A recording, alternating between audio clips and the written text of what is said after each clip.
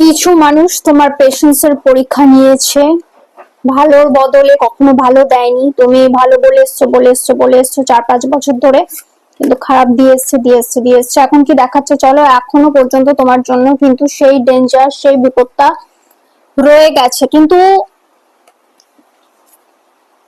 তুমি যেহেতু এত বছর সেটা সহ্য করেছো এবং বুঝে গেছো, কুইন অফ পেন্টাকলস, পজিটিভিটি তো আছেই।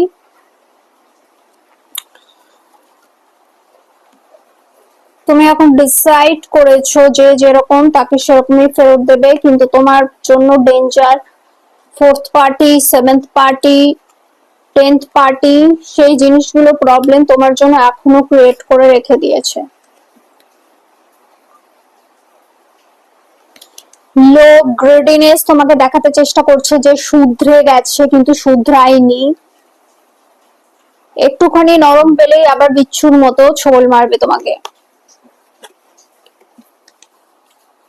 তোমাকে এখনো তারা ভেঙে পড়তে দেখতে চায়, তাদের কাছে ভিক মাংতে, ক্ষমা প্রার্থনা করতে। তাদেরকে তুমি যেমন খারাপের বদলে ভালো দিয়ে গেছো, তারা সেটাকে অয়েলিং বলেছে, বাটারিং বলেছে। ভালো জিনিসটা সবসময় খারাপ মিনিং বের করেছে, উল্টো মিনিং বের করেছে।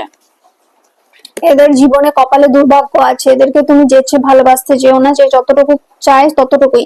নিজের ইমোশনস যে আছে, সে ইমোশনসটাকে এদের উপর দিয়ে অ্যাটলিস্ট লাভ নেই।